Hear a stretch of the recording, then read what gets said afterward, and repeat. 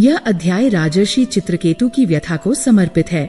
सूर्य की सहस्त्र रश्मियां जब धर्मस्थली के स्वर्ण कलशों पर पड़ती थी, तब वे मात्र एक नगर को नहीं, वरन धर्म और न्याय के एक जीवंत प्रतिमान को आलोकित करती थी। इस भूमि के अधिपति थे राजर्षि चित्रकेतु।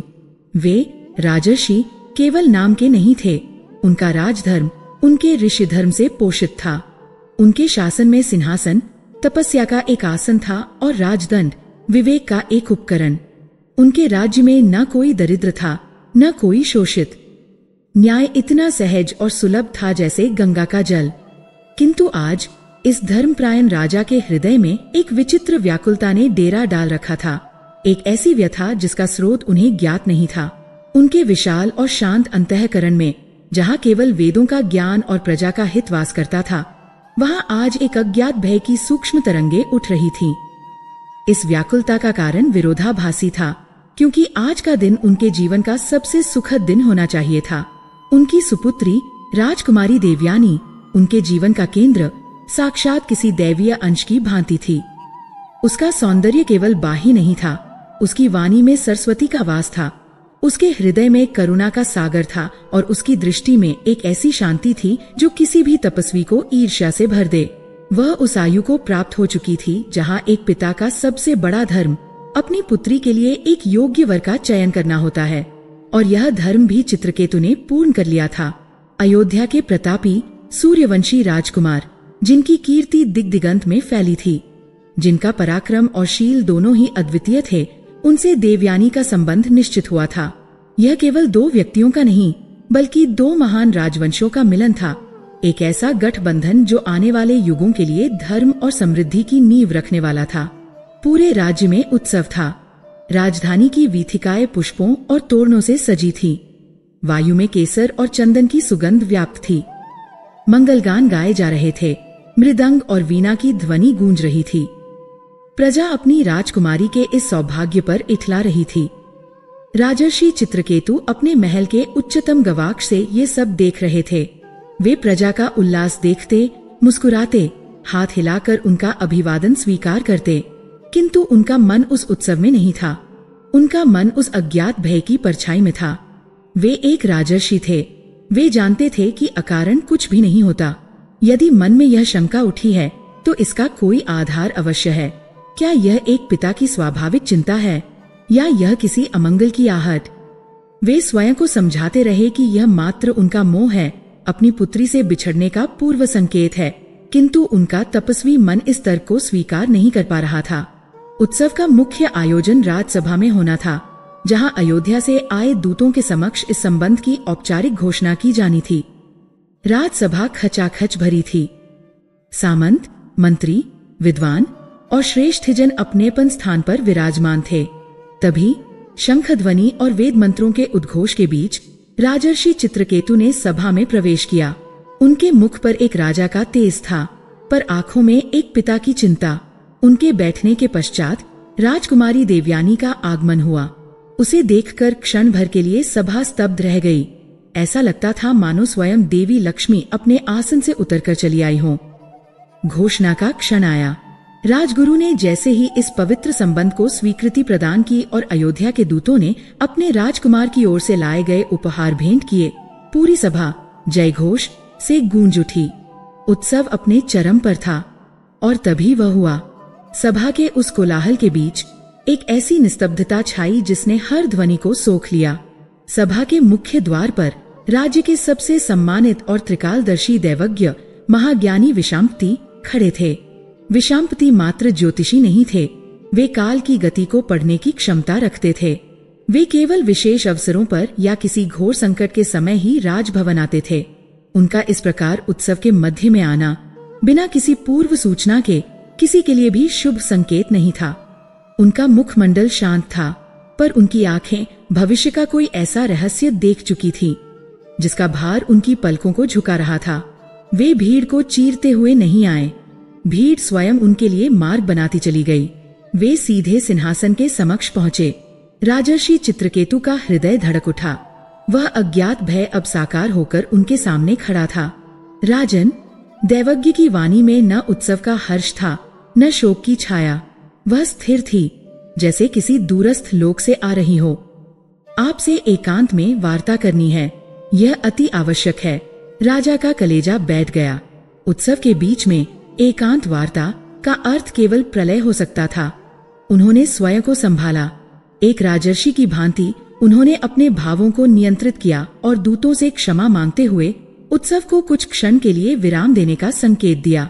वे दैवज्ञ को लेकर अपने निजी मंत्रणा कक्ष में चले गए। कक्ष के द्वार बंद होते ही बाहर का कोलाहल क्षीण हो गया। कक्ष में केवल 2 धर्मपरायण आत्माएं और एक भयानक सत्य शेष था। कहिए दैवज्ञ, चित्रकेतु ने स्वयं को दृढ़ बनाते हुए कहा। आपके मुख की गंभीरता मेरे हृदय को विदीर्ण कर रही है। जो भी है स्पष्ट कहें। दैवज्ञ विशांपति ने अपनी आंखें मूंद ली, मानो वे उस दृश्य को पुनः देख रहे हों जिसे वे पहले ही देख चुके थे।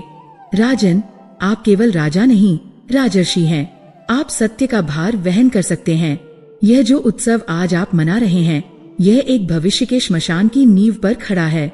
चित्रकेतु कांप गए, पर उन्होंने स्वयं को स्थिर रखा। स्पष्ट करें आचार्य। राजन, मैंने काल की पटरी पर बहुत आगे तक देखा है। दैवज्ञ ने अपनी आंखें खोली। उनकी आंखों में एक अजीब सी करुणा थी। अयोध्या का राजवंश निःसंदेह प्रतापी है, किंतु उस राजवंश पर कई युगों पूर्व एक ऐसा असुर श्राप लगा है जो अभी तक सुप्त है। यह एक ऐसा ऋण है जो उस वंश ने अभी तक चुकाया नहीं है। वह श्राप केवल प्रतीक्षा कर रहा है, एक विशेष मुहूर्त की, एक विशेष संयोग की। कैसा संयोग? राजा की आवाज सूख गई थी। दैवज्ञ ने एक गहरी सांस ली और वह शब्द कहे जिसने राजर्षि चित्रकेतु के अस्तित्व को झकझोर कर रख दिया। राजन, आपकी पुत्री का विवाह जिस भी राजकुमार से होगा, कन्यादान के 7वें पग के बाद ही। दैवज्ञ ने प्रत्येक शब्द पर बल दिया। ठीक 7वें पग के बाद उस राजकुमार के वंश पर वह प्राचीन असुर श्राप जागृत हो जाएगा। वह सुप्त ज्वालामुखी फट पड़ेगा जो आपकी पुत्री के सौभाग्य को भस्म कर देगा। उसका वैवाहिक जीवन सुखमय नहीं होगा। वह उस राजवंश के पतन का कारण नहीं बनेगी, किंतु वह उस पतन की साक्षी अवश्य बनेगी। उसका सिंदूर, उसका सौभाग्य, सब कुछ काल के गाल में समा जाएगा। ये शब्द नहीं थे, ये पिघले हुए शीशे की बूंदें थीं जो चित्रकेतु के कानों में उतर रही थीं। वे अपने सिंहासन पर जड़वत हो गए। एक क्षण के लिए उन्हें लगा कि यह कक्ष घूम रहा है। बाहर उत्सव के जयघोष अब उन्हें किसी प्रेत के अट्टहास की भांति लग रहे थे। जिस पुत्री को उन्होंने कांटों से बचाकर पाला था, जिस पुत्री के सौभाग्य के लिए उन्होंने सहस्त्रों यज्ञ किए थे, उसी पुत्री को वे अपने ही हाथों से एक जलती हुई चिता की ओर धकेल रहे थे। वे एक राजा थे। वे वचन दे चुके थे। अयोध्या से संबंध तोड़ने का अर्थ था 2 राज्यों के बीच एक ऐसा युद्ध जो धर्म की हानि करता। यह राजधर्म के विरुद्ध था। वे एक पिता थे। वे अपनी पुत्री को जानते बूझते हुए नरक में नहीं धकेल सकते थे। ये पितृधर्म के विरुद्ध था। राजर्षि आज अपने ही धर्मों के बीच फंस गए थे। उनकी व्यथा का आरंभ हो चुका था। उत्सव के चरम पर वे शोक के सबसे गहरे गर्त में डूब चुके थे। कोई उपाय? उन्होंने एक हारी हुई, कांपती आवाज में पूछा। क्या इस नियति का कोई खंडन नहीं है आचार्य? दैवज्ञ विशांपति ने धीरे से अपना सिर नमे हिलाया। राजर्षि, जो श्राप युगों की तपस्या से भी नहीं कटा, वो आपके मुंह से कैसे कट जाएगा?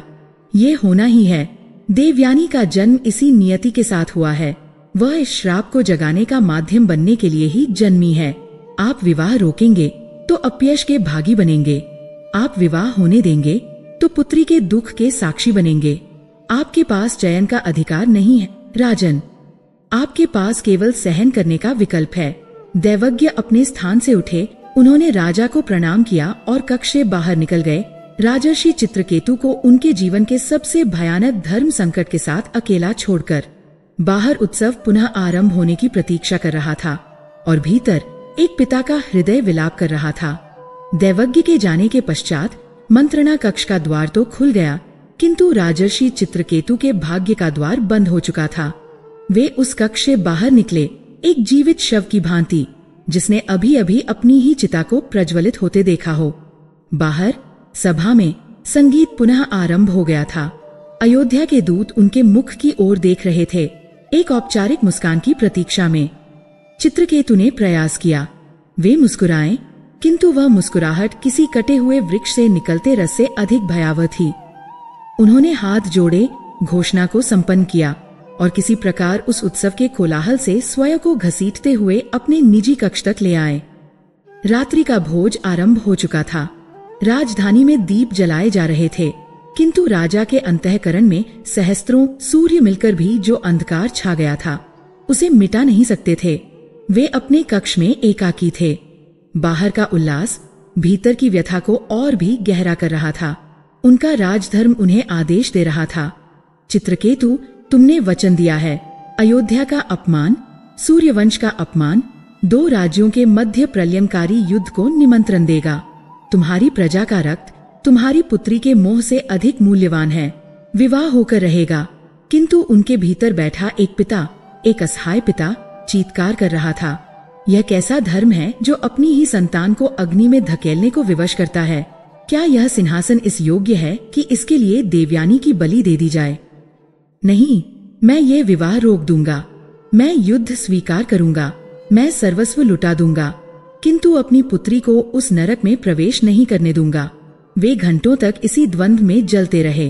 कभी वे राजमुकुट को देखते, कभी उस पालने को जिसमें देवयानी खेला करती थी। राजधर्म और पितृधर्म की 2 चक्कियों के बीच वे पिस रहे थे। वे जानते थे दोनों ही मार्ग विनाश की ओर जाते हैं। यदि विवाह रोका तो युद्ध, अपयश और प्रजा का सहार। यदि विवाह होने दिया तो पुत्री का आजीवन संताप, एक ऐसा दुख जिसे वे जानते बूझते हुए उसे सौंप रहे थे। वे एक राजर्षि थे।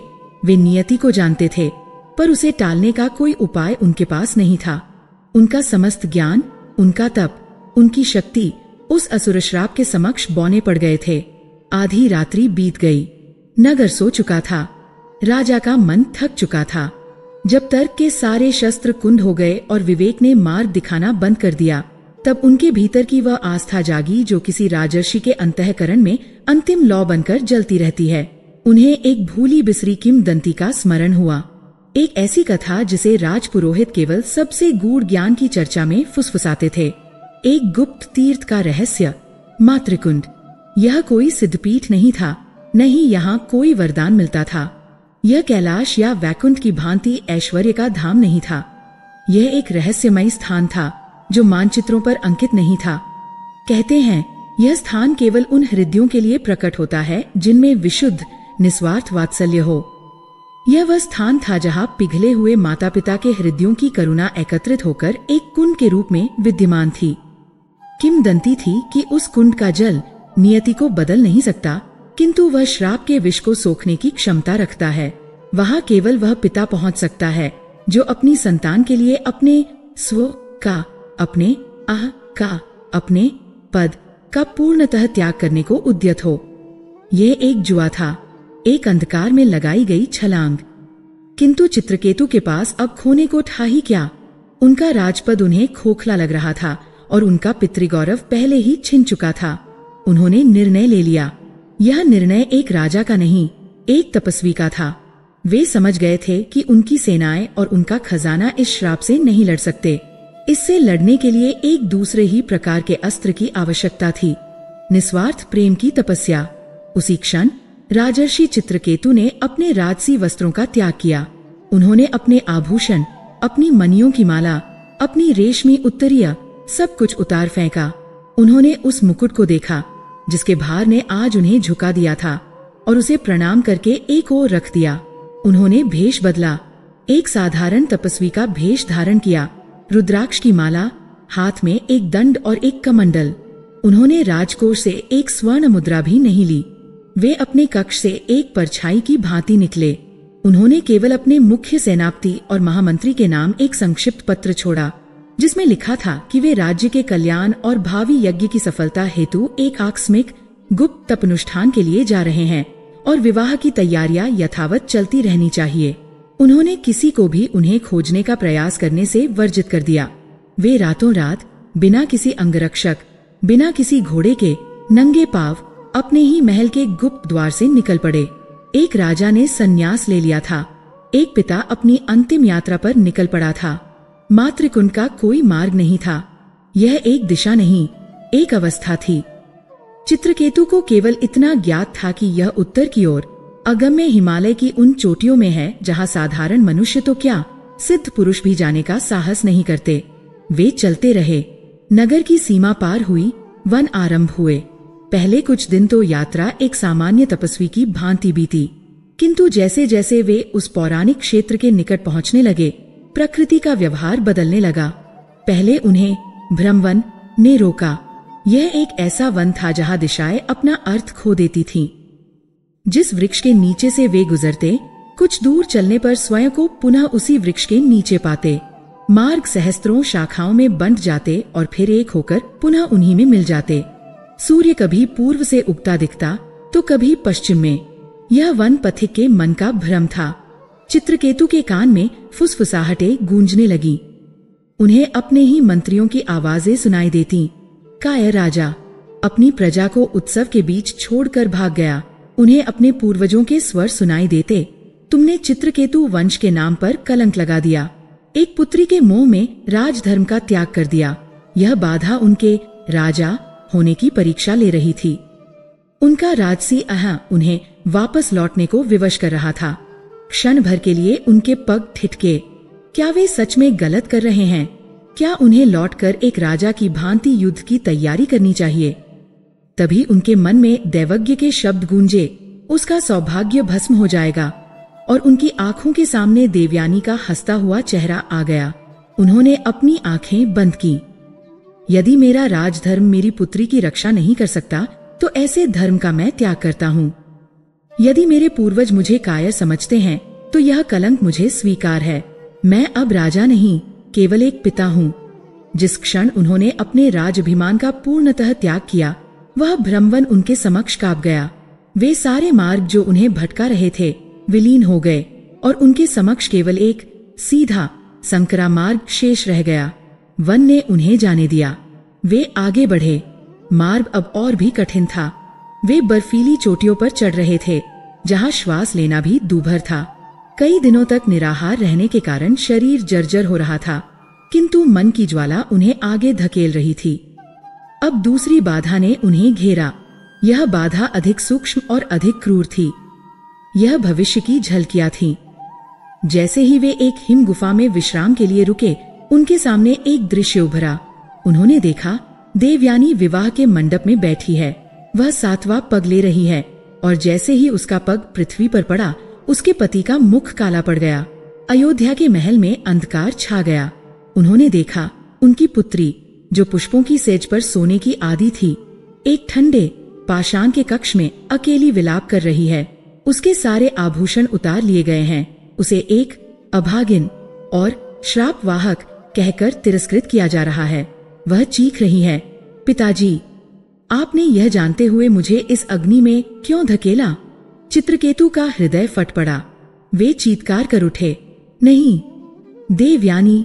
वे उस मायावी छवि को पकड़ने के लिए दौड़े, किंतु वह हवा में विलीन हो गई। यह उनके पितृमोह की परीक्षा थी। यह माया उन्हें विवश कर रही थी कि वे सब कुछ छोड़कर वापस भागें और किसी भी मूल्य पर, चाहे युद्ध ही क्यों न हो, इस विवाह को रोक दें। उनका शरीर कांप रहा था। वे अपनी पुत्री का यह भविष्य अपनी आंखों से कैसे देख सकते थे? वे वापस मुड़ने को उद्यत हुए। वे इस तीर्थ यात्रा को व्यर्थ मानकर अपनी शक्ति से नियति से लड़ने के लिए तैयार हो गए। वे जैसे ही वापस मुड़े, एक और झलक ने उन्हें रोका। इस बार उन्होंने देखा कि वे विवाह सभा में पहुंच गए हैं। उन्होंने अयोध्या के राजकुमार को धक्का दिया है और विवाह रोक दिया है। अयोध्या की सेना ने उनकी राजधानी को घेर लिया है। भयंकर युद्ध हो रहा है। उनकी अपनी प्रजा मारी जा रही है।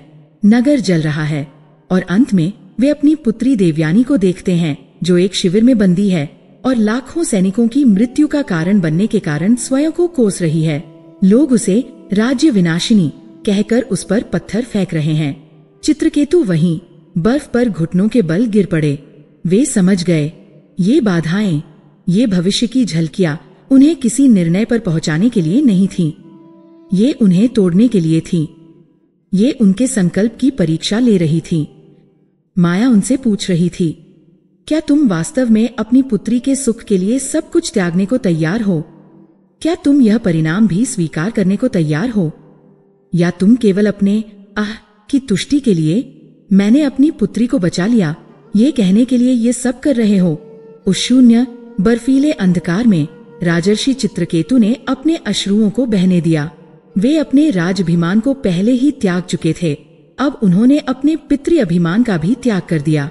उन्होंने उस माया से कहा, मैं नियति को बदलने नहीं आया हूँ, मैं युद्ध जीतने नहीं आया हूँ, मैं केवल एक भिक्षुक बनकर, एक पिता बनकर अपनी पुत्री के सौभाग्य की भिक्षा मांगने आया हूँ। यदि इस यात्रा के पश्चात भी वही होना है जो नियति ने लिखा है तो मुझे स्वीकार है, किंतु मैं एक पिता का अंतिम कर्तव्य किए बिना नहीं लौटूंगा। जिस क्षण उनके हृदय से यह निस्वार्थ संकल्प उठा, वे सारी भयावह झलकियां विलीन हो गईं। वह बर्फीला तूफान थम गया। उनके सामने खड़ी बर्फ की दीवार में एक दरार पड़ी और उसमें से एक मंद करुण प्रकाश फूट पड़ा। वह प्रकाश उन्हें उस गुप्त तीर्थ मातृकुंड की ओर बुला रहा था। उनकी परीक्षा समाप्त हो चुकी थी। बर्फ की उस अगम्य दीवार में जो दरार पड़ी थी, वह केवल एक मार्ग नहीं था, वह राजर्षि चित्रकेतु के तप से पिघली हुई नियति का एक संकेत था। उस प्रकाशपुंज ने उन्हें अपनी ओर खींचा। उनका जर्जर शरीर, जो महीनों की यात्रा, निराहार और हिमदंश से लगभग मृत प्राय हो चुका था, उसमें एक अंतिम प्राण का संचार हुआ। वे उस दरार के भीतर प्रविष्ट हुए और प्रवेश करते ही बाहर की बर्फीली मृत्युतुल्य शीत का लेश मात्र भी शेष न रहा। बाहर प्रलय का अंधकार था, भीतर करुणा का एक शांत लोक। वे एक ऐसी घाटी में खड़े थे जो अगम्य हिमालय के हृदय में छिपी थी, जिसे शीत और काल दोनों ने ही अछूता छोड़ दिया था। यह स्थान किसी सिद्ध पुरुष की तपोभूमि जैसा नहीं था। यहाँ ऐश्वर्य का कोई चिन्ह न था। ये स्थान आदिम था, मौलिक था। यहाँ की वायु में किसी पुष्प की सुगंध नहीं थी, वरन वह गंध थी जो एक शिशु को अपनी माता के आंचल से आती है। यहाँ कोई संगीत नहीं था, किंतु एक मौन था जो सहस्त्रों माताओं की लोरियों से अधिक शांत और मधुर था। उनके ठीक मध्य में एक कुंड था। उसका जल स्फटिक सा पारदर्शी नहीं था, न ही वह नीला या श्वेत था। वह दुग्धध्वल, किंचित उपालसिंट, क्षीरवर्णी आभा से युक्त था, मानो युगों युगों से पिताओं की व्यथा और माताओं की करुणा घनीभूत होकर इस जल के रूप में एकत्रित हो गई हो। यही मातृकुंड था। चित्रकेतु का राजसी शरीर अब एक तपस्वी के कंकाल में बदल चुका था। उनकी दाढ़ी छाती तक बढ़ाई थी, जिसमें बर्फ के कण जमे थे। उनके राजसी वस्त्र चिथड़े हो चुके थे। उनके पैरों में चर्म शेष नहीं था, केवल अस्थियां ही उस पवित्र भूमि पर टिकी थीं। वे अब राजा नहीं थे, वे राजर्षि भी नहीं थे। वे अपने समस्त ज्ञान, पद और अभिमान को उस मायावी वन और बर्फीले तूफान में भेंट चढ़ा आए थे। वे केवल एक आत्मा थे, एक याचक थे, जो वात्सल्य के अंतिम स्रोत तक पहुंच गए थे। वे धीरे धीरे उस कुंड के तट तक आए। उन्होंने उस जल में अपना प्रतिबिंब देखा, एक थका हुआ, पराजित किंतु निर्मल मुख। उन्होंने अपेक्षा नहीं की। उन्होंने उस जल से कोई चमत्कार नहीं मांगा। वे उस मायावी बाधाओं से सीख चुके थे कि मांगने से केवल मोह बढ़ता है। वे बस उस कुंड के किनारे एक शिला पर उसी अवस्था में बैठ गए। उन्होंने अपनी आंखें मूंद लीं।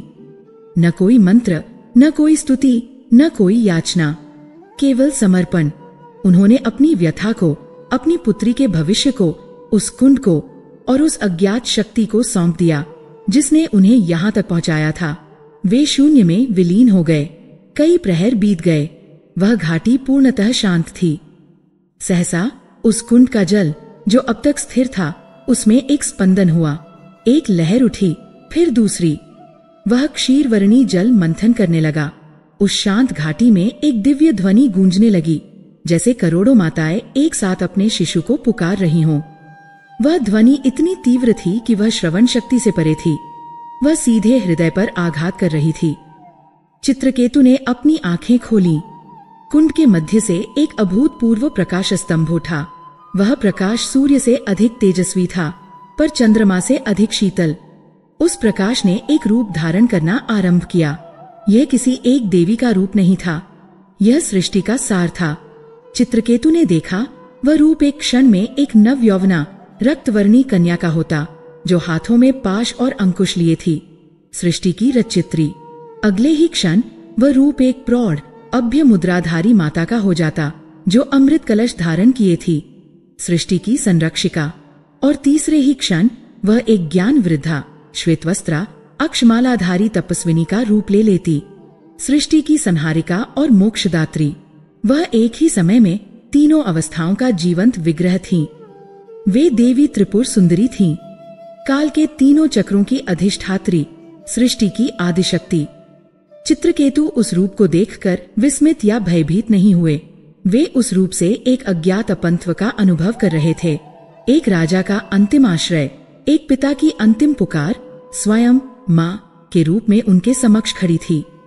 वे अपने जर्जर शरीर को घसीटते हुए उस देवी के समक्ष दंडवत लेट गए।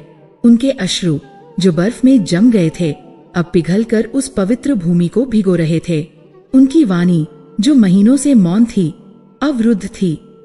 उन्होंने प्रयास किया, हे जगदम्बे।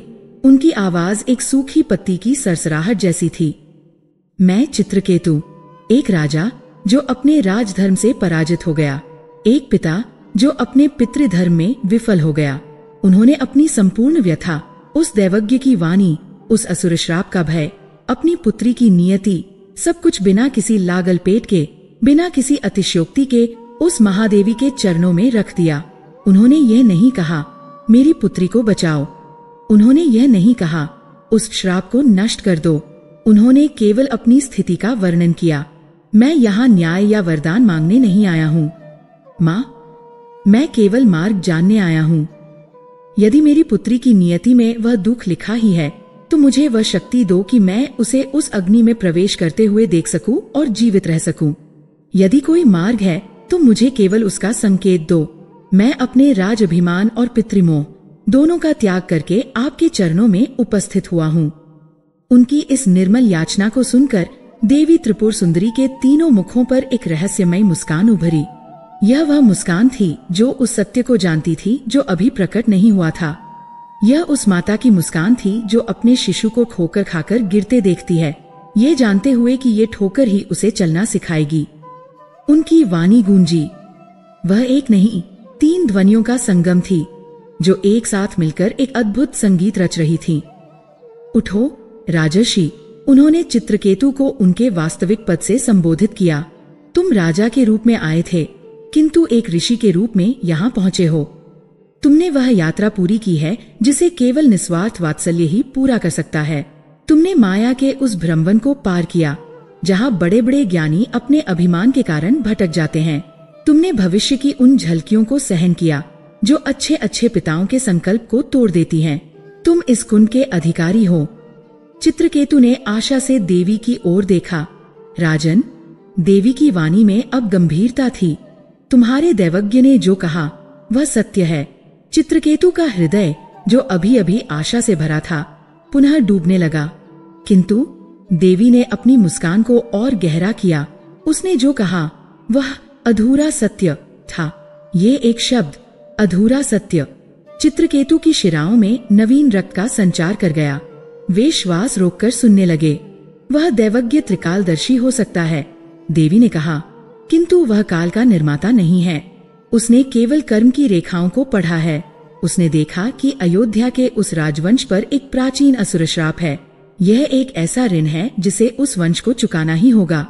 यह सत्य है कि वह श्राप तुम्हारी पुत्री के विवाह के 7वें पग के साथ ही जागृत होगा, क्योंकि तुम्हारी पुत्री का पुण्य और उसका सतीत्व उस सुप्त दानव को जगाने के लिए उत्प्रेरक का कार्य करेगा। वह श्राप अवश्य जागृत होगा, क्योंकि वह उस राजकुमार के वंश से, उसके रक्त से बंधा है।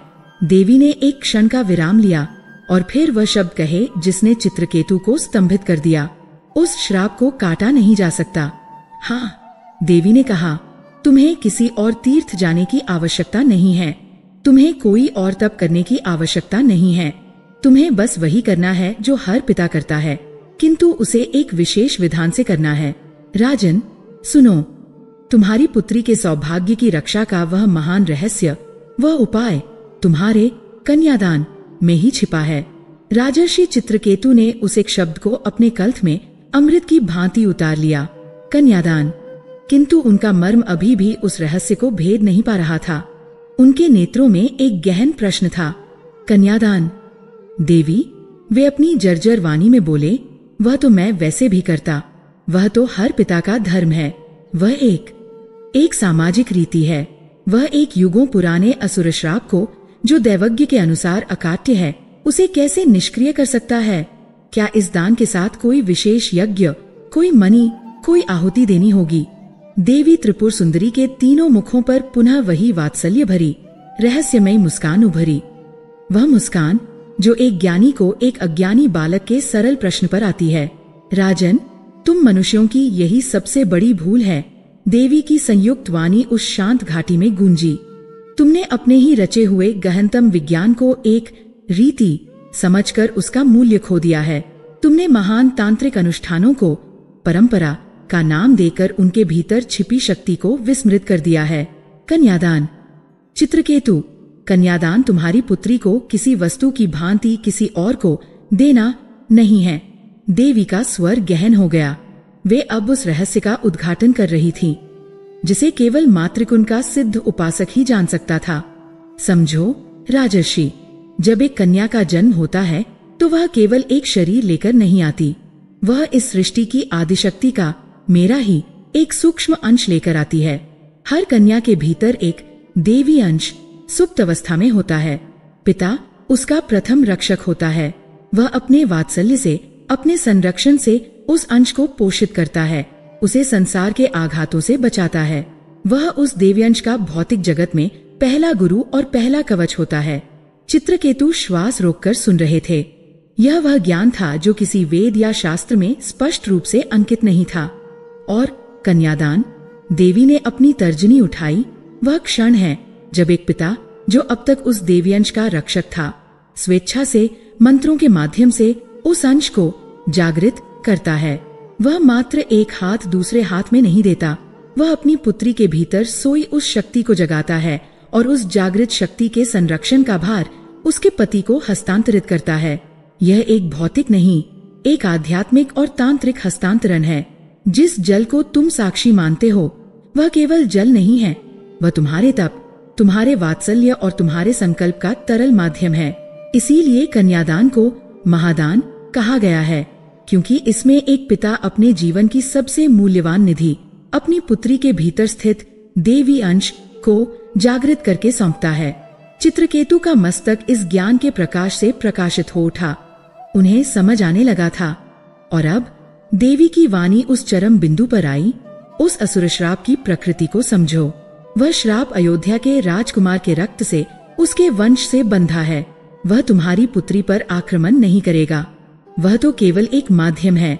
वह श्राप विवाह के 7वें पग पर, जब संबंध पूर्णतः स्थापित हो जाएगा, तब जागृत होगा और राजकुमार के सौभाग्य को, उसके वंश के पुण्य को भस्म करने का प्रयास करेगा। और चूंकि तुम्हारी पुत्री उस सौभाग्य से जुड़ी होगी, वह अग्नि उसे भी भस्म कर देगी। तो मैं उसे कैसे रोकूं? चित्रकेतु ने आतुरता से पूछा। तुम उसे रोक नहीं सकते, देवी ने दृढ़ता से कहा। जैसा मैंने कहा, वह जागृत होगा। कर्म के विधान को टाला नहीं जा सकता। किंतु देवी ने अपनी अभ्य मुद्रा उठाई। तुम उस श्राप और अपनी पुत्री के सौभाग्य के बीच एक कवच का निर्माण कर सकते हो, एक ऐसा कवच जिसे वह जागृत श्राप भेद न सके। और उस कवच का निर्माण होगा तुम्हारे कन्यादान के समय, एक गुप्त संकल्प के द्वारा। गुप्त संकल्प? हाँ राजन। देवी की आंखें चित्रकेतु के हृदय के भीतर तक देख रही थीं। अब मैं तुम्हें वह गुप्त संकल्प देती हूँ। यह कोई सामान्य मंत्र नहीं है जिसे कोई भी पुरोहित पढ़ दे। यह संकल्प तुम्हारे द्वारा ही बोला जाना चाहिए। इसे मुख से नहीं, अपने मन की समस्त शक्ति से, अपनी आत्मा के प्रत्येक अणु से उच्चारित करना होगा। यह संकल्प साधारण नहीं होगा, क्योंकि यह 2 असाधारण शक्तियों से बंधा होगा। पहली, तुम्हारी वह तपस्या जिसने तुम्हें अपना राजअभिमान त्याग कर मृत्यु को पार करते हुए यहाँ मातृकुंड तक पहुँचाया है। और दूसरी, तुम्हारा वह निस्वार्थ पितृप्रेम जिसने तुम्हें माया के भ्रमवन और भविष्य के भयावह दृश्यों से विचलित नहीं होने दिया। देवी ने चित्रकेतु को निकट आने का संकेत किया। वह जर्जर शरीर घिसटता हुआ उस प्रकाश पुंज के और निकट पहुंचा। सुनो चित्रकेतु, देवी की वाणी अब एक फुसफुसाहट थी। जो केवल उसकी आत्मा को सुनाई दे रही थी। जिस क्षण तुम अपनी पुत्री का हाथ वर के हाथ में दोगे, जिस क्षण तुम्हारा हाथ उन दोनों के नीचे होगा और जिस क्षण राजगुरु जल की धारा को तुम्हारे हाथों पर प्रवाहित करना आरंभ करेंगे, ठीक उसी क्षण, वह क्षण जब जल पृथ्वी, अग्नि और मंत्रों का साक्षी बन रहा होगा, उस क्षण तुम्हें अपनी आंखें मूंद लेनी है। उस क्षण तुम्हें इस संसार के किसी भी व्यक्ति का ध्यान नहीं करना है, न अपनी पुत्री का, न उस राजकुमार का, न अपने राज्य का। उस क्षण तुम्हें अपने भीतर अपनी आत्मा के केंद्र में उतरना है और वहां तुम्हें संसार के समस्त पिताओं का आह्वान करना है। तुम्हें स्मरण करना है उन सभी पिताओं का जिन्होंने कभी अपनी पुत्री का कन्यादान किया है, जो कर रहे हैं और जो भविष्य में करेंगे। उस क्षण तुम केवल चित्रकेतु नहीं रहोगे, तुम पिता नामक उस आदितत्व का, उस शाश्वत वात्सल्य का प्रतिनिधित्व करोगे और उस सामूहिक शक्ति को साक्षी मानकर तुम्हें मन ही मन यह गुप्त संकल्प दोहराना होगा। देवी ने एक क्षण का विराम लिया और फिर वह महासंकल्प चित्रकेतु के अंतःकरण में प्रतिध्वनित हुआ। हे ब्रह्मांड की समस्त वात्सल्य शक्तियों, हे मेरे कोटि कोटि पूर्वजों, मैं चित्रकेतु आज पिता के शाश्वत धर्म का निर्वहन करते हुए अपनी पुत्री का दान नहीं, इसके भीतर स्थित देवी अंश का जागरण कर रहा हूँ। यहाँ इस जलधारा को साक्षी मानकर अपनी यात्रा के तप को और अपने निस्वार्थ प्रेम को इस संकल्प से बांधता हूँ। अयोध्या के इस वंश के रक्त में जो भी प्राचीन असुर श्राप सुप्त है, वह अपने विधान के अनुसार जागृत हो, किंतु वह मेरी पुत्री के सौभाग्य सिंदूर को स्पर्श न कर सके। मेरे तप की शक्ति से, समस्त पिताओं के पुण्य बल से मैं उस श्राप को यही इसी क्षण स्तंभित करता हूँ, स्तंभित करता हूँ, स्तंभित करता हूँ। यह संकल्प एक विद्युत तरंग की भांति चित्रकेतु के शरीर से होकर गुजर गया। देवी ने अपनी आंखें खोली। राजन, यह संकल्प जो तुम्हारे तप और प्रेम की शक्ति से बंधा है, यह उस असुर श्राप को तुम्हारी पुत्री तक पहुंचने से पहले ही स्तंभित कर देगा। वह श्राप जागृत होगा, वह प्रहार करेगा, किंतु उसे तुम्हारी पुत्री के सौभाग्य के स्थान पर तुम्हारा ये संकल्प कवच मिलेगा। वह उस कवच से टकराएगा और निष्प्रभावी होकर पुनः सुप्तावस्था में चला जाएगा। वह नष्ट नहीं होगा, किंतु वह तुम्हारी पुत्री के वैवाहिक जीवन में कभी बाधा नहीं डाल पाएगा। चित्रकेतु के अश्रु बह निकले। यह विजय के अश्रु थे। उन्हें मार्ग मिल गया था। किंतु एक बात स्मरण रहे, राजर्षि देवी की वाणी में अंतिम चेतावनी थी। यह संकल्प केवल तुम्हारी एकाग्रता पर निर्भर है। जिस क्षण तुम जल हाथ में लो, उस क्षण से लेकर जब तक जलधारा गिरनी बंद न हो जाए, तुम्हारे मन में एक लेश मात्र भी संदेह, एक कण मात्र भी भय या एक क्षण का भी ध्यान भंग नहीं होना चाहिए। यदि तुम्हारा संकल्प उस क्षण किंचित भी दुर्बल पड़ा, तो वह कवच वहीं खंडित हो जाएगा और वह श्राप अपना कार्य कर जाएगा। तुम्हारी महीनों की तपस्या का फल, तुम्हारे जीवन का सबसे बड़ा दाव उस एक क्षण पर टिका है। राजर्षि चित्रकेतु ने अपनी जर्जर हथेलियां जोड़ी।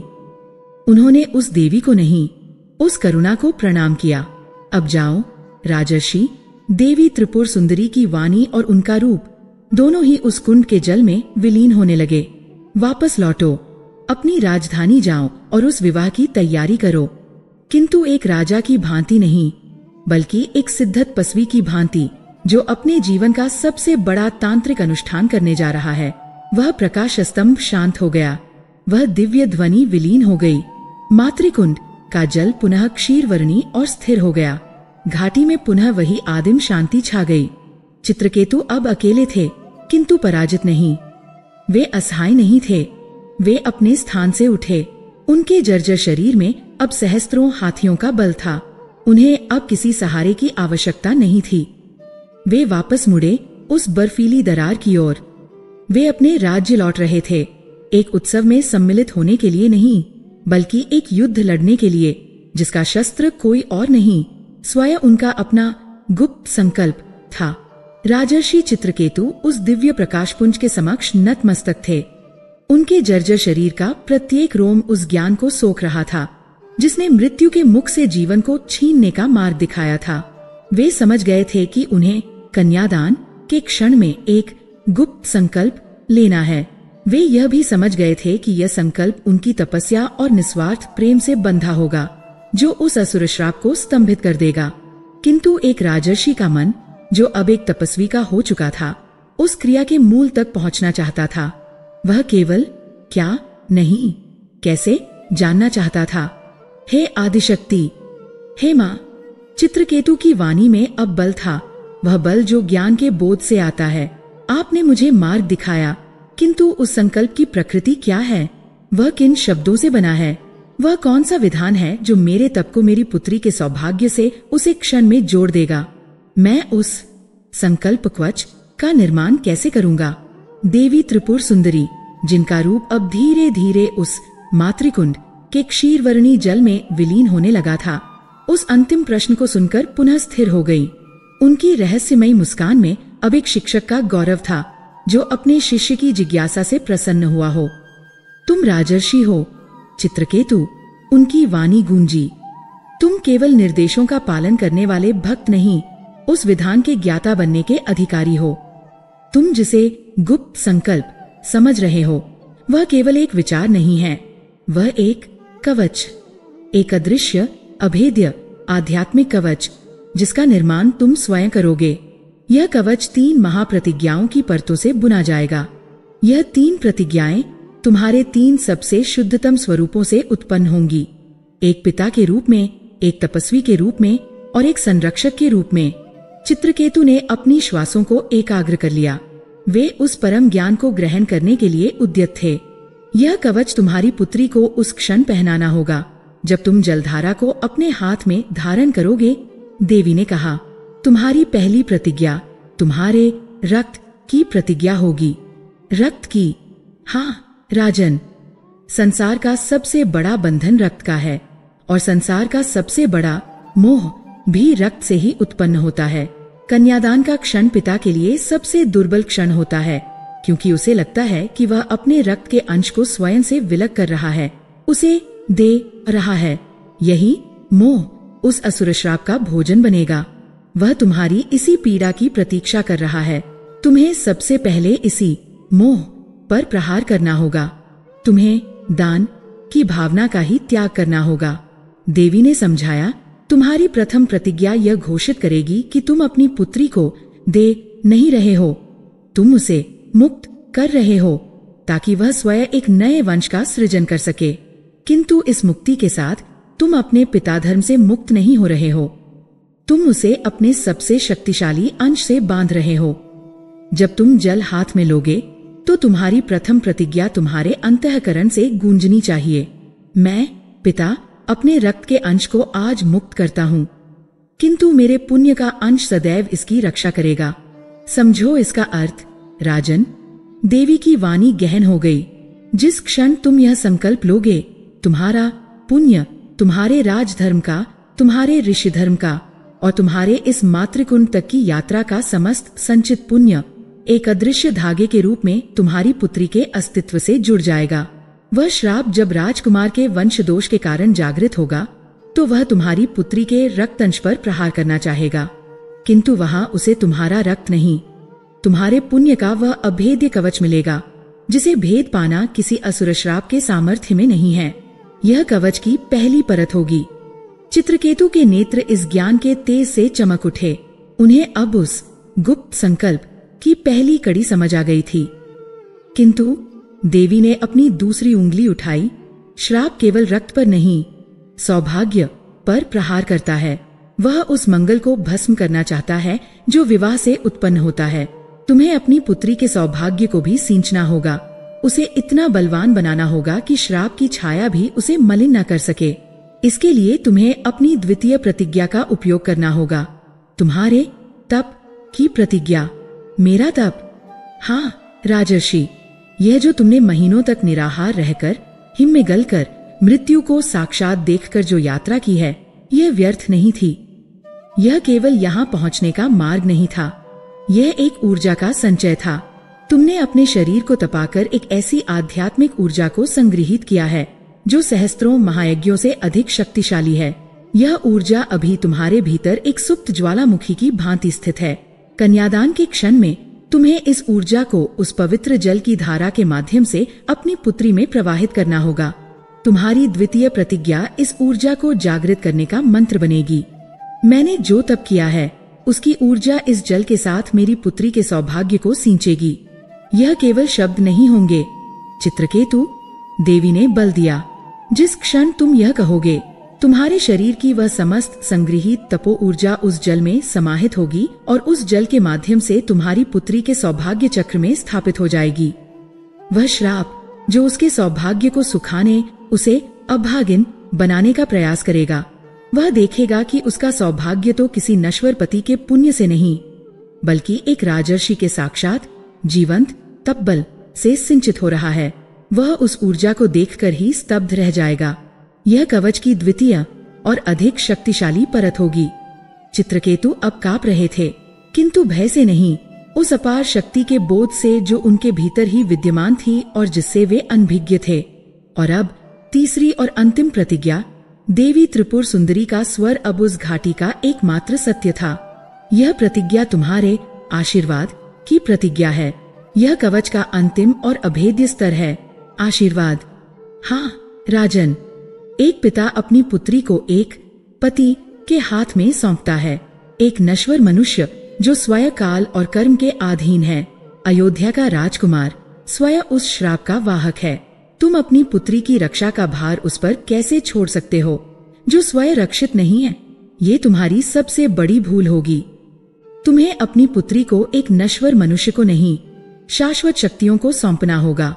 तुम्हें उस विवाह मंडप में उपस्थित समस्त देवों को, अग्नि को, वरुण को, सूर्य को, समस्त दिशाओं को अपनी पुत्री का संरक्षक नियुक्त करना होगा। तुम्हारी तृतीय प्रतिज्ञा एक हस्तांतरण नहीं, एक दैवीय नियोजन होगी। मैं केवल एक पति को नहीं बल्कि समस्त देवों को साक्षी मानकर अपनी पुत्री को उनकी देखरेख में सौंपता हूँ। आज से इसके कष्ट मेरे कष्ट होंगे। यह तो चित्रकेतु के मुख से शब्द नहीं निकले। हाँ राजन, देवी ने उनके मन की बात पढ़ ली। यह कर्म हस्तांतरण, यह वह अंतिम दाव है जो एक निस्वार्थ पिता ही चल सकता है। जिस क्षण तुम यह संकल्प लोगे कि आज से इसके कष्ट मेरे कष्ट होंगे, तुम अपनी पुत्री को उसके प्रारब्ध के एक हिस्से से मुक्त कर दोगे। वह असुर श्राप जो जागृत होकर तुम्हारी पुत्री को कष्ट देना चाहेगा, वह अपने लक्ष्य को भ्रमित पाएगा। वह देखेगा कि कष्ट का वह पात्र अब देवयानी नहीं, राजर्षि चित्रकेतु है, एक ऐसा तपस्वी जो स्वयं मातृकुंड से रक्षित होकर लौटा है। वह श्राप तुम पर प्रहार करने का साहस नहीं कर पाएगा। वह इन 3 प्रतिज्ञाओं के कवच, पुण्य का कवच, तप का कवच और देव संरक्षण का कवच से टकराकर बिना अपना लक्ष्य भेदे शक्तिहीन होकर पुनः उसी अंधकार में विलीन हो जाएगा जहाँ से वह आया था। वह निष्क्रिय हो जाएगा। ज्ञान की वर्षा पूर्ण हो चुकी थी। राजर्षि चित्रकेतु का संशय पूर्णतः मिट चुका था। वे जानते थे कि उन्हें क्या करना है और कैसे करना है। वे अपने स्थान से उठे। उस जर्जर शरीर में अब कोई दुर्बलता शेष नहीं थी। उन्होंने देवी को दंडवत प्रणाम किया। माँ, आपने मुझे वह शस्त्र दिया है जो किसी के पास नहीं। मैं ये संकल्प पूर्ण करूंगा। मैं अपनी पुत्री की रक्षा करूंगा। वे वापस मुड़ने को उद्यत हुए। रुको राजर्षि, देवी की वाणी ने उन्हें रोका। इस बार उनकी वाणी में मुस्कान नहीं, एक अंतिम गहन चेतावनी थी। क्या कुछ और शेष है देवी? हाँ, देवी का प्रकाश पुंज अब धूमिल हो रहा था, मानो उनकी ऊर्जा समाप्त हो रही हो। सबसे महत्वपूर्ण बात, राजन, यह संपूर्ण संकल्प, ये तीनों प्रतिज्ञाओं का कवच, ये सब एक ही तत्व पर निर्भर है, तुम्हारी मनस्थिति पर। मैं समझा नहीं। यह संकल्प तभी काम करेगा। देवी की वाणी अब एक तीक्ष्ण सुई की भांति चित्रकेतु के मन में चुभी। यदि कन्यादान करते समय तुम्हारी आंखों में मोह का आंसू न हो, बल्कि गर्व और विश्वास का तेज हो। चित्रकेतु स्तब्ध रह गए। आंसू? हाँ राजन, कन्यादान का क्षण। तुम्हारी पुत्री, जिसे तुमने अपनी गोद में खिलाया है, वह तुम्हारे सामने वधू बनकर बैठेगी। वह तुमसे बिछड़ रही होगी। एक पिता का हृदय रोएगा, ये स्वाभाविक है, किंतु तुम्हें रोना नहीं है, क्योंकि वह श्राप केवल एक अवसर की प्रतीक्षा में है।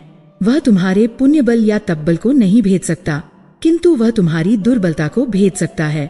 और मोह का आंसू एक पिता की सबसे बड़ी दुर्बलता है। देवी की चेतावनी और भी स्पष्ट हो गई। जिस क्षण तुम वह गुप्त संकल्प ले रहे होगे, यदि उस क्षण तुम्हारी पुत्री के मुख को देखकर या विदाई के विचार मात्र से तुम्हारी आंखों में मोह का, दुख का, बिछड़ने का एक भी आंसू छलक आया, तो वह आंसू उस पवित्र जलधारा में मिलकर तुम्हारे संकल्प को उसी क्षण खंडित कर देगा। वह आंसू तुम्हारे तब्बल को निष्प्रभावी कर देगा। वह कवच जिसे तुम इतनी कठिनाई से बुन रहे होगे, उसमें एक दरार पड़ जाएगी और वह श्राप उसी दरार से प्रवेश कर जाएगा। यदि तुम रोए तो संकल्प खंडित हो जाएगा और श्राप जीत जाएगा। चित्रकेतु ने पूछा, तो क्या मैं पत्थर बन जाऊं? नहीं, देवी ने कहा, तुम रो सकते हो, किंतु मोह से नहीं। तुम्हारी आंखों में यदि आंसू आए तो वे गर्व के होने चाहिए। गर्व कि तुम एक ऐसा पिता हो जिसने अपनी पुत्री के लिए नियति से युद्ध किया। तुम्हारी आंखों में विश्वास का तेज होना चाहिए। विश्वास कि तुम उसे विदा नहीं कर रहे, तुम उसे सुरक्षित कर रहे हो। तुम्हें एक असहाय रोते हुए पिता की भांति नहीं, बल्कि एक सिद्ध योगी की भांति वह अनुष्ठान करना होगा जो अपनी रचना को पूर्णता दे रहा हो। स्मरण रखना चित्रकेतु, तुम्हारी पुत्री का सौभाग्य अब उस श्राप पर नहीं, तुम्हारे आंसुओं पर निर्भर करता है। यह कहकर देवी त्रिपुर सुंदरी का प्रकाश पुंज पूर्णतः उस मातृकुंड के जल में विलीन हो गया। वह घाटी पुनः शांत हो गई, वैसी ही आदिम, वैसी ही मौन। राजर्षि चित्रकेतु वहीं उस शून्य में अकेले खड़े रहे। उन्हें मार्ग मिल गया था, शस्त्र मिल गया था, विधान भी मिल गया था, किंतु साथ ही उन्हें उनके जीवन की सबसे कठिन परीक्षा भी मिल गई थी। उन्हें वापस लौटकर एक विवाह नहीं, एक यज्ञ करना था जिसमें उन्हें अपने ही पितृमोह की आहुति देनी थी। वे वापस चल पड़े उस बर्फीली दरार की ओर, एक ऐसा युद्ध लड़ने जहां उनका सबसे बड़ा शत्रु कोई असुर नहीं, बल्कि उनका अपना ही हृदय था। यह अध्याय उस अंतिम परिणति को समर्पित है जहां एक पिता का तप नियति के विधान से युद्ध करता है। मातृकुंज से लौटकर राजर्षि चित्रकेतु को कई सप्ताह व्यतीत हो चुके थे। वे अपनी राजधानी में थे, किंतु वे वहां नहीं थे। वे अपने राज सिंहासन पर बैठते थे, मंत्रियों से चर्चा करते थे, विवाह की तैयारियों का निरीक्षण करते थे, किंतु उनका शरीर मात्र एक आवरण था। उनकी आत्मा, उनका चित्त उस एक क्षण पर केंद्रित था जो उनके जीवन की सबसे बड़ी परीक्षा होने वाला था। वे एक सिद्ध योगी की भांति अपनी श्वासों को, अपने भावों को और विशेषकर अपने अश्रुओं को साधने का अभ्यास कर रहे थे। वे अपनी पुत्री देवयानी से मिलते थे, उसे आशीर्वाद देते थे, उसके वैवाहिक जीवन की मंगल कामना करते थे, किंतु वे उससे मोह नहीं करते थे। वे उसे एक पिता की आंखों से नहीं, एक संरक्षक की दृष्टि से देख रहे थे जो अपनी सबसे मूल्यवान निधि को एक अदृश्य युद्ध के लिए तैयार कर रहा हो। और अंततः वह दिन आ गया। राजधानी उत्सव में डूबी थी। अयोध्या के राजकुमार अपने पूर्ण सूर्यवंशी तेज के साथ अपनी वधू को ले जाने के लिए आ चुके थे। विवाह मंडप को इंद्रपुरी की सभा से भी अधिक भव्यता से सजाया गया था। सहस्त्रों दीप जल रहे थे। वायु केसर, चंदन और पारिजात के पुष्पों की सुगंध से मादक हो रही थी। मंगलगान और वेद मंत्रों का उद्घोष दिग्दिगंत को गुंजायमान कर रहा था। प्रजा अपनी राजकुमारी की एक झलक पाने के लिए व्याकुल थी। राजर्षि चित्रकेतु श्वेत राजसी वस्त्रों में सुसज्जित थे। उनके मुख पर एक राजा का तेज था, किंतु उनकी आंखों में एक योगी की शांति थी। वे किसी उत्सव के यजमान नहीं, वरन एक महायज्ञ के प्रमुख ऋत्विक लग रहे थे। उनका हृदय भारी था। वह एक पिता का हृदय था जो अपनी पुत्री की विदाई की कल्पना मात्र से कांप उठता था, किंतु उन्हें देवी त्रिपुर सुंदरी का अंतिम और सबसे कठोर वचन याद था, यदि तुम रोए तो संकल्प खंडित हो जाएगा और श्राप जीत जाएगा। उन्होंने अपने हृदय के उस पिता को अपने राजर्षि स्वरूप के पीछे छिपा लिया था। सभा के एक कोने में एक साधारण आसन पर वे त्रिकालदर्शी दैवज्ञ विशांपति भी बैठे थे। वे उत्सव में नहीं थे। उनका मुख चिंता से पीला पड़ चुका था। वे उस मुहूर्त की गणना कर रहे थे जब वह प्राचीन असुर श्राप अपनी सुप्तावस्था से जागृत होने वाला था। वे जानते थे कि नियति अकाट्य है। वे केवल यह देखने के लिए रुके थे कि वह प्रलय किस रूप में आती है। उनकी आंखें उस प्रसन्न मुख राजकुमारी को देख रही थी और उनका हृदय उस बालिका के भावी दुर्भाग्य की कल्पना से कांप रहा था। वे बार बार राजर्षि चित्रकेतु को देखते, जिनके मुख पर एक अप्राकृतिक शांति थी जिसे दैवज्ञ समझ नहीं पा रहे थे। तभी शंखध्वनि के मध्य राजकुमारी देवयानी ने मंडप में प्रवेश किया। वह मात्र एक दुल्हन नहीं लग रही थी, वह साक्षात कोई अप्सरा थी जो पृथ्वी पर उतर आई हो। उसके रक्तवर्णी विवाह परिधान पर जड़े रत्न नक्षत्रों को लज्जित कर रहे थे। उसका मुख चंद्रमा की भांति दमक रहा था। वह अपने पिता के पास आई और उसने उनके चरण छुए। चित्रकेतु ने अपने कांपते हुए हाथों को उठाया और उसके शीश पर रख दिया। उनका कंठ अवरुद्ध हो गया। मोह का वह महासागर जिसे वे महीनों से रोके हुए थे, एक आंसू बनकर उनकी पलकों तक आ गया। यह क्षण था, यह परीक्षा की पहली घड़ी थी। चित्रकेतु ने अपनी आंखें मूंद लीं। उन्होंने देवयानी के मुख को नहीं देखा। उन्होंने उस मातृकुंड का स्मरण किया। उन्होंने उस बर्फीले वन का स्मरण किया। उन्होंने अपने जर्जर शरीर का स्मरण किया। उन्होंने देवी की उस वाणी का स्मरण किया। उन्होंने अपने मोह को अपने तप की अग्नि में झोंक दिया। वह आंसू जो छलकने ही वाला था, वही भाप बनकर सूख गया। उन्होंने अपनी आंखें खोली। अब उन आंखों में बिछड़ने का दुख नहीं, एक योद्धा का निश्चय था। उन्होंने अपनी पुत्री को उठाकर आशीर्वाद दिया और उसे वर के आसन की ओर जाने का संकेत किया। दैवज्ञ यह सब देख रहे थे। वे इस शांति से और भी अधिक भयभीत हो गए। विवाह की विधियां आरंभ हुई, अग्नि प्रज्वलित हुई, मंत्रोच्चार होने लगे और फिर वह क्षण आया। राजगुरु ने घोषणा की, अब कन्यादान का पुण्य मुहूर्त आरंभ होता है। कन्या के पिता राजर्षि चित्रकेतु आगे आए। चित्रकेतु अपने आसन से उठे। उनका प्रत्येक पग सधा हुआ था। वे किसी सामान्य पिता की भांति भावुक या विचलित नहीं थे। वे एक ऐसे सेनापति की भांति चल रहे थे जो अपने अंतिम अस्त्र का संधान करने जा रहा हो। दैवज्ञ विशांपति ने यह देखा और वे समझ गए कि कुछ होने वाला है। वे उस मुहूर्त को जानते थे। जैसे ही कन्यादान का जल गिरेगा, ठीक उसी क्षण वह श्राप जागृत होगा। दैवज्ञ ने अपनी आंखें भय और चिंता से बंद कर ली, क्योंकि वे उस विनाश को अपनी आंखों से नहीं देखना चाहते थे। वे केवल अपने कानों से उस प्रलय का आर्तनाद सुनने की प्रतीक्षा करने लगे। मंडप में पूर्ण निस्तब्धता थी। राजर्षि चित्रकेतु ने अपनी पुत्री राजकुमारी देवयानी का कोमल हाथ पकड़ा, वही हाथ जिसकी उंगलियां पकड़कर उन्होंने उसे चलना सिखाया था, वही हाथ जो उनकी दाढ़ी से खेला करता था। मोह ने अंतिम बार प्रहार किया। उनका हृदय किसी अदृश्य मुट्ठी में जकड़ गया। उन्होंने अपनी दृष्टि अयोध्या के प्रतापी राजकुमार के फैले हुए हाथ पर डाली। वह एक योग्य हाथ था, एक वीर का हाथ था, किंतु चित्रकेतु को उस हाथ पर केवल वह असुर श्राप लिपटा हुआ दिख रहा था। उन्होंने स्वयं को संभाला। वे अब पिता नहीं, वे मातृकुंड के सिद्ध योगी थे। उन्होंने अपनी पुत्री का हाथ उस वर के हाथ में रख दिया। जल प्रवाहित करें, उन्होंने राजगुरु को आदेश दिया। उनकी वाणी स्थिर थी, कांप नहीं रही थी। जैसे ही ठंडे पवित्र जल की धारा ने उनके हाथों को स्पर्श किया, जो उनकी पुत्री और जामाता के हाथों के नीचे थे, राजर्षि चित्रकेतु ने अपनी आंखें मूंद ली। बाहर से वे स्थिर थे, किंतु भीतर उनकी आत्मा उस गुप्त संकल्प का उद्घोष कर रही थी। जल गिर रहा था, समय जैसे रुक गया था। उनके अंतःकरण में प्रथम प्रतिज्ञा गूंजी, मैं पिता अपने रक्त के अंश को आज मुक्त करता हूँ, किंतु मेरे पुण्य का अंश सदैव इसकी रक्षा करेगा। जिस क्षण यह संकल्प उठा, चित्रकेतु के राजधर्म और ऋषि धर्म का समस्त संचित पुण्य एक स्वर्ण रश्मि के रूप में उनके हाथ से निकलकर देवयानी के अस्तित्व से जुड़ गया।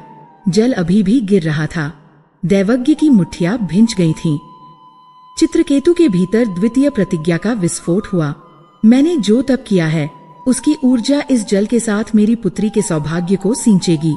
जिस क्षण यह संकल्प उठा, मातृकुंड तक की उनकी यात्रा का, उस हिमदंश का, उस निराहार तप का समस्त तपोबल एक विद्युत तरंग बनकर उस जलधारा में समाहित हो गया। वह साधारण जल अब तपोजल बन चुका था, जो देवयानी के सौभाग्य चक्र को सींच रहा था। जलधारा अपने अंतिम क्षणों में थी। और तब राजर्षि ने अपने जीवन का अंतिम और सबसे बड़ा दाव खेला। उन्होंने अपनी आत्मा की समस्त शक्ति को समेटकर तृतीय प्रतिज्ञा का उद्घोष किया। मैं केवल एक पति को नहीं, बल्कि समस्त देवों को साक्षी मानकर अपनी पुत्री को उनकी देखरेख में सौंपता हूँ। आज से इसके कष्ट मेरे कष्ट होंगे। यह कर्म हस्तांतरण का क्षण था। ठीक उसी पल दैवज्ञ, जिनकी आंखें बंद थीं, उन्होंने उस प्रलय को अनुभव किया। उन्होंने देखा अपनी ज्ञान दृष्टि से कि अयोध्या के राजकुमार के रक्त के भीतर से, उसके वंश के गूढ़तम अंधकार से एक भयावह कृष्णवर्णी सर्पाकार श्राप ऊर्जा जागृत हुई है। वह दैवज्ञ की भविष्यवाणी को सत्य सिद्ध करने के लिए उठी थी। वह अपने लक्ष्य की ओर झपटी। वह लक्ष्य था देवयानी का सौभाग्य, उसका सिंदूर। वह उस 7वें पग की भी प्रतीक्षा नहीं कर पाई, क्योंकि कन्यादान का जल ही उस संबंध को स्थापित कर चुका था। वह काली छाया मंडप के भीतर किसी को दिखाई नहीं दी, किंतु उसकी उपस्थिति ने अग्नि की लपटों को क्षण भर के लिए मंद कर दिया। वह देवयानी को भस्म करने के लिए पहुंची और वह टकरा गई। वह उस अदृश्य कवच से टकराई जिसे अभी अभी चित्रकेतु ने अपनी 3 प्रतिज्ञाओं से बुना था। उस श्राप ऊर्जा ने पहले पुण्य कवच को भेदने का प्रयास किया, किंतु वह राजर्षि के पुण्य से टकराकर छिटक गई। उसने पुनः प्रहार किया, तब कवच पर, किंतु वह उस तपोजल की ऊर्जा में उलझ कर रह गई। वह क्रोधित हो उठी। उसने अपना अंतिम प्रहार किया देवयानी के कर्म कष्ट पर, किंतु वहां उसे देवयानी मिली ही नहीं। वहां उसे साक्षात राजर्षि चित्रकेतु का तपस्वी अस्तित्व खड़ा मिला, जो कह रहा था, इसके कष्ट मेरे कष्ट हैं। वह असुर श्राप जो एक राजकुमारी के कोमल सौभाग्य को भस्म करने आया था, वह एक सिद्ध योगी के तपबल और कर्मबल के समक्ष निरुपाय हो गया। वह एक ऐसे अभेद्य दुर्ग से टकराया था जिसे भेदना उसके सामर्थ्य में नहीं था। जलधारा गिरनी बंद हो चुकी थी। वह श्राप ऊर्जा स्तंभित हो चुकी थी। वह पराजित हो चुकी थी। अपना लक्ष्य भेद पाने में असमर्थ वह शक्तिहीन होकर उसी मंडप में वर के चरणों के पास एक निष्प्राण धुएं के छल्ले की भांति गिरकर शांत हो गई। वह नष्ट नहीं हुई थी, किंतु वह निष्क्रिय हो गई थी। वह अब उस सौभाग्य को कभी स्पर्श नहीं कर सकती थी। दैवज्ञ विशांपति ने यह संपूर्ण आध्यात्मिक युद्ध अपनी बंद आंखों से देखा। वे कांप रहे थे। उन्होंने अपनी आंखें खोली। उन्होंने देखा विवाह संपन्न हो रहा था। राजकुमार और राजकुमारी मुस्कुरा रहे थे। अग्नि प्रज्वलित थी। कहीं कोई प्रलय नहीं आई थी। और फिर उनकी दृष्टि उस निष्प्राण सूक्ष्म धुएं पर पड़ी जो वर के चरणों के पास विलीन हो रहा था। वे चकित रह गए। नियति को बदल दिया गया था। उनकी दृष्टि राजर्षि चित्रकेतु पर पड़ी, जिन्होंने अभी अभी अपनी आंखें खोली थीं। राजा की आंखें नम थीं। उनमें जल भरा था, किंतु वे मोह के आंसू नहीं थे। वे उस गर्व के आंसू थे जो एक योद्धा को अपनी विजय पर आते हैं। वे उस विश्वास के आंसू थे जो एक भक्त को अपने इष्ट पर होता है। राजा चित्रकेतु रोए नहीं थे। उन्होंने रुलाया नहीं था। उन्होंने अपनी पुत्री को विदा नहीं किया था। उन्होंने उसे एक ऐसे अभेद्य कवच के साथ भेजा था जिसे स्वयं उसके पिता ने अपने तप, अपने विश्वास और अपने गुप्त संकल्प की शक्ति से निर्मित किया था। यह कथा इस सत्य को स्थापित करती है कि कन्यादान केवल एक विदाई की रीति नहीं है। यह एक पिता द्वारा अपनी पुत्री को दिया गया सबसे शक्तिशाली आध्यात्मिक और शाश्वत सुरक्षा कवच है।